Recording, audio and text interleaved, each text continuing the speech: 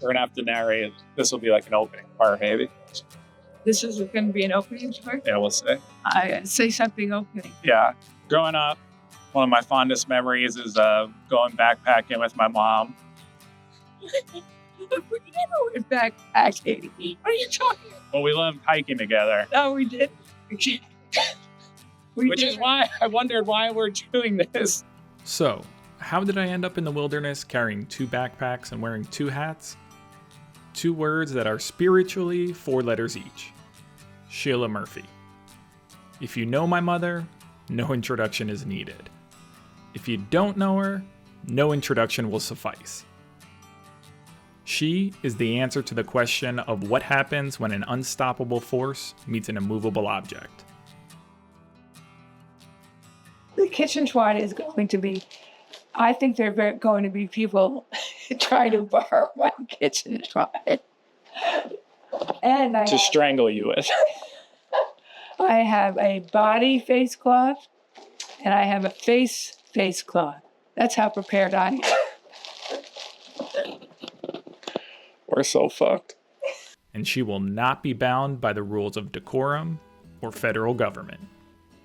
There's no shortage of places we could start, but for this story, we'll begin with the kinder and gentler Sheila, the grandmother. Chance found 3 of our 4 siblings living in Chicago, and the arrival of grandchildren drew my mom to visit from New Jersey as often as possible. So often, in fact, that just after my Lincoln was born, and just before his cousin Vivian arrived, my mom bought a home on Lake Michigan, 75 minutes outside of the city. For a woman who has reinvented herself countless times, Sheila's impulsive purchase was very on brand. Where most saw a dilapidated cottage, she saw the future. It was her field of dreams moment. She built it, and the grandkids came. The driver on the bus says, a baby on the bus says, no, the baby does not say move on back. Wah. Ready? The baby on the bus says, move on back. The driver on the bus says, move on back. Oh, through the town. My mom's retirement was set to be one filled with family and love and adventure. And it was. And it is. But it turns out Parkinson's is part of that adventure. An unfortunately familiar one, as due to environmental exposure they shared, it's a condition my dad has as well. So, although they've been divorced for decades, my parents have been reunited in their shared love of grandkids and commitment to going down swinging. My mom and dad have dedicated themselves to their health. And they're pushing themselves physically through Parkinson-specific exercise programs like Rocksteady Boxing. And because life is funny, our neighbor in Chicago, Larry, is an associate dean at Northwestern's medical school, and he works closely with Parkinson's researchers there. He and his partner Kirby are like family to us. And when my mom received her diagnosis, Larry shared so many resources with her, including a book which mentioned an organization, Pass the Pass, that runs llama-assisted backpacking trips for people with Parkinson's. So I'll do a little narration over this where I blame you for giving her that damn book that told her about this organization. Okay. So you're taking all the blame. Well, you have lots to kitchen. Without really understanding what the trip was, Sheila signed up. And with full understanding that we were doomed, I offered to be her support hiker. And so we became Sheila and the Sherpa. Sherpa, go gently. Sometimes you're a little rough. Why me? Well, you take what you can get, I guess. And my siblings didn't exactly fight me for the honor. I'm also my mother's son, so once at a low point in my own life, I had signed up for an ultra marathon I was wildly unqualified to participate in. So I recognized Sheila's need to do something beyond herself to reckon with her diagnosis. That said, I and many others did have some concerns. Like, how can a woman who can barely get her shoes on and who has never really hiked before going to go on a week-long backpacking trip? Have you thought about any of that? Or all the equipment and preparation we don't have? I asked her. I don't really think like that, Sheila said. I just do things. You sure do, lady. And for my mom, that meant lacing up, strapping on a pack, and walking every day. Even on the days all her family was there. The days she dreamed about and worked towards. She took the time to walk. Was she that committed to our trip? Or did she just need a break from all of us? Who can really say?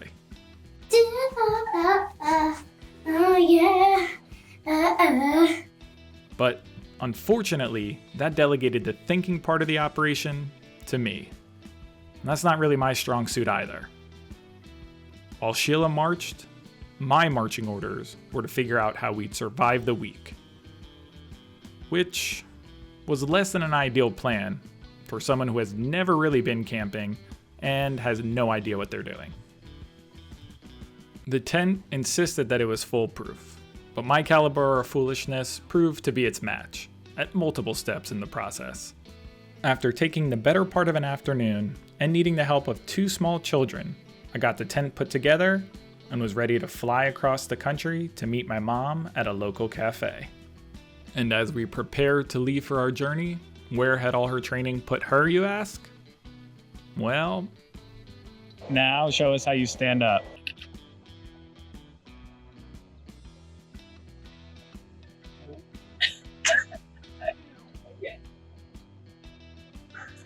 This is deteriorating. It's like,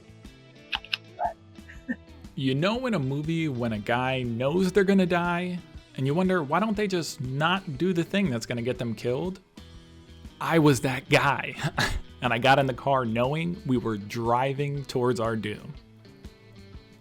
Mr. Ed, I gotta tell you something. Think we're in trouble. But here's the thing about my mom and me and suffering. We're gonna laugh about it. We don't endure the slings and arrows of misfortune. I'm never fighting you again. They endure us Keep in mind, we haven't even started. and our mocking laughter. We do not do pity. We do pithy. I used to be an athlete. You were so weird. We spent a stormy night at the ranch before loading up the llamas and heading to the trail. This is my new friend, Mary. Despite concerns she might not be the best candidate for llama wrangling, Sheila led Mary into the woods. For over an hour, my mom navigated roots and rocks and streams while leading a loaded pack animal. It was so obviously way too much, but she refused repeated offers for others to take the burden from her. And on a particularly tricky section of the trail, exhausted from the effort, my mom took a bad fall. The uncomfortable truth is that the first thing I felt when I saw my mother fall was anger. I was so mad. I knew this trip was a bad idea. I knew my mom was in over her head. She'd gone too deep, I'd foolishly followed her, and now we were both going to drown. I picked my mom up, passed the llama over, and we fell to the back of the group, limping forward with all the enthusiasm of a gallows march. Like any condemned man, I thought about the life I'd left behind. A couple years back, after lockdown in a 4th floor walk-up apartment with 2 little kids and 2 big dogs, Em and I decided to move to New Hampshire. We were able to make the move because Emily is a very good doctor and Dartmouth was eager to have her. And because, if you don't know, my job is to play with my dogs on the internet. That's another long story, but the short version is that after a couple jobs I hated after college, I had a quarter-life crisis and decided I wanted to get a Rhodesian Ridgeback and try and be a freelance writer. This, objectively, was a terrible plan. I moved back in with my mom, got the dog, and between feeding the dog and paying Sheila market rate rent she insisted upon, I eroded my minuscule savings, just trying to scrape by. My mom should have been angry with me. She should have yelled at me. Emily was going to become a doctor, and I was going to become nothing. Any sane mother would have been furious I was squandering the college education she had sacrificed her life to help make possible.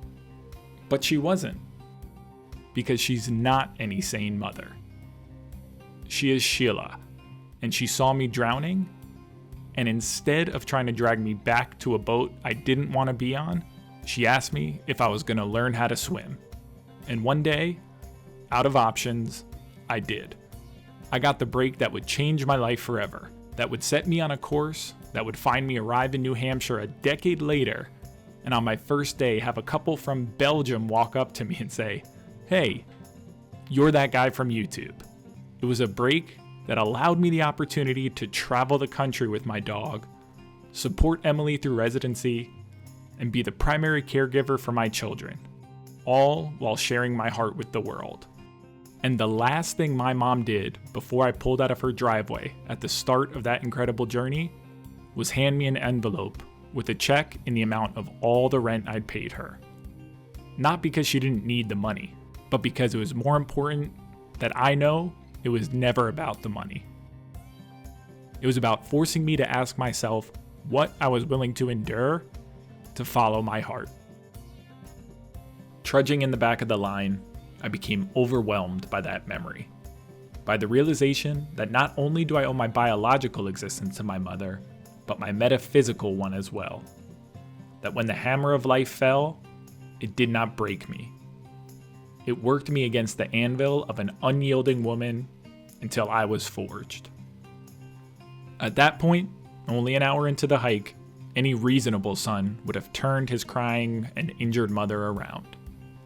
He would have brought her back to the hotel and accepted the relieved gratitude of all the family members who would say he did the right thing. He would have hugged his mom and told her she did her best. But me, I am Sheila's son. So I told her we're saving the tears for her funeral, and until she's dead, she better straighten out those slumping shoulders and keep putting one foot in front of the other. A fellow hiker's jaw dropped when he heard that, but Sheila's just tightened in resolve. She nodded her head, marched forward, and proceeded to blame me for her fall for the rest of the hike. Stop. She had everything under control, of course. Will, it's torture. You love camping. He said I was stumbling like I had 45 meters. I don't even like fear. So bad. What's your prediction for how tomorrow, the longest and hardest hike of the week, goes? I think it'll be smashing. I think I'll do beautifully. I similarly had everything under control. And from then on, my mom and I had an unspoken agreement. We would suffer and endure together, and do so joyfully until we walked out of the woods, or we were carried out in body bags. And boy, was it pretty close to being the latter on a number of occasions. But we figured it out. When Sheila's bag tried to kill her, and again, it was the bag's fault, not hers, I carried it. When there was a river crossing, and Sheila obviously didn't have the proper water shoes, you guessed it, my fault, we found a way to get those manicured toes to the other side. And we were well rewarded for the effort, both in views and in the time I had to bask in my mother's wisdom and foresight. What's the story of why you decided to have a third child? Because I knew I needed a Sherpa one day, and the first two did not qualify, clearly.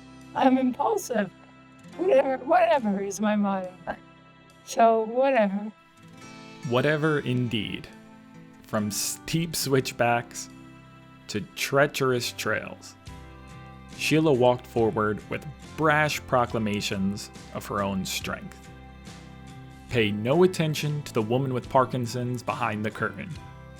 Only the imperious instructions of the loud mouth. In quiet moments, we would wink, but only when certain no one else would see.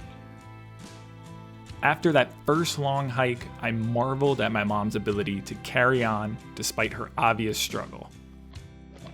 Sheila, you just completed your first long hike. How are you feeling? Oh, I feel great. I'm bent over like a pretzel. People whose idea was... In a moment of quiet reflection by the lake at camp, she asked me to turn off the camera. Sensing reverence, I complied and waited to hear what truth our 10-hour day had revealed. You know, she said, they really should have never given me that llama yesterday. I don't know why they did that. I'm totally fine otherwise. The truth may set you free, but it's always been more of a hindrance to my mom, who makes whatever she says to be the only truth that matters. The rest of us can only shake our heads and enjoy the show. And what a show it was. This guy is torturing. You're beautiful. No, he's torturing me. You're beautiful. It's true. Let's bring this to commitment to the hiking today, please. I was very good yesterday. I know what he's talking about. We were the last ones ready every morning, but there was never a doubt we'd make the hike. In our minds, at least. I'm sure everyone else wondered how we even made it off the plane. The real answer to that question is Pass to Pass, the organization which sponsored this trip and carried us like I carried Sheila's bag. Founded by Bill and Nadine Meyer and staffed by an incredible group of volunteers, this charity organizes a dozen multi-day hikes like this for people with Parkinson's each year. There's nothing I could say about the character of this group that isn't better said by the fact that they allowed even me and my mom to participate. The incredible group of people we hiked with, Parkinson's hikers, support hikers, and our trip leaders, all functioned as a support group for this odd couple. For the sake of their reputations, I won't mention names here, but we are deeply indebted to their kindness, generosity, and camaraderie. The two of us would still be stuck in the woods without them, and society would have thanked them for it. So we are doubly grateful. What was your favorite part about your positivity today? My positivity, I was very positive. You were positively a pain in the ass. I was not. I was not. If you've made it this far, I hope you have or will make a donation to Pass in Sheila's name. We're gonna have to rack up a record total for what they endured with our antics. And the antics did endure, through sunshine and rain, with irreverence, He's so mad for coffee, more. and laughter. What's your favorite part about the outdoors? Looking like himself. We're here in the wilderness with Sheila Murphy. Sheila, what do you need? My makeup mirror and tweezer. I have a little hair here. It's bothering me. Bear Grylls, everyone. Easy Sheila. Ready for her beauty pageant hike, everybody. So she can't put on her shoes, but But she won't have any string. No. I'm picking blueberries. Blueberries for Sal, you've heard. This is blueberries for Sheila. And Will's not getting any because he's following me around with a camera. So then, when I don't look like this, This is the only thing she's done for herself in 4 days. that's actually true. That's actually very true. The strange thing was that as the miles and days added up, the hiking seemed to get easier. Not because the trails got better, but because we did. Our thoughts changing from, this is hard, to this is. And then laughing our way through the pain. I have learned many things. Try and curb your impulsive natures. Stay off the internet. Don't be friends with Larry. Larry, you're a fucking dead man. Larry, you and your goddamn book. Larry, we love you, and this was totally fair payback for us being the loudest neighbors for 10 years.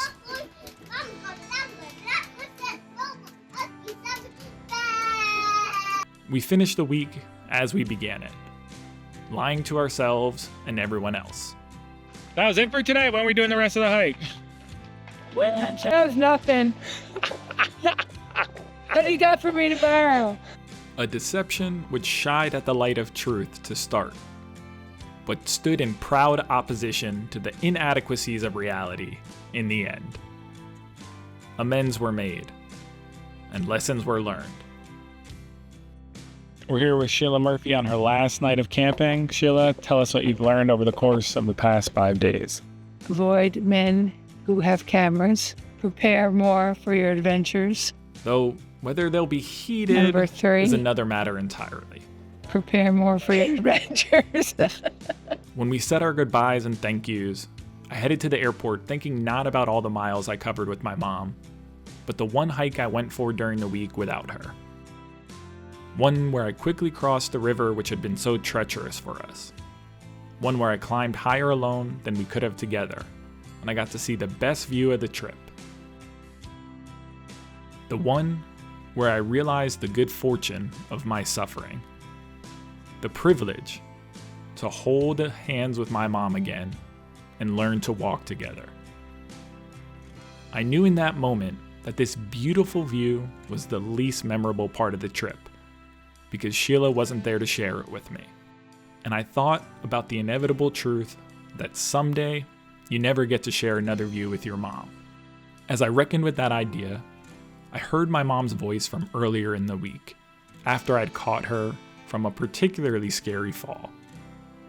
I was so terrified of losing her, and as I held her, she looked at me and said, "This is probably a good time to tell you that if you play one of those montages with horrible photos of me at my funeral, I swear to God I will haunt you for the rest of your life."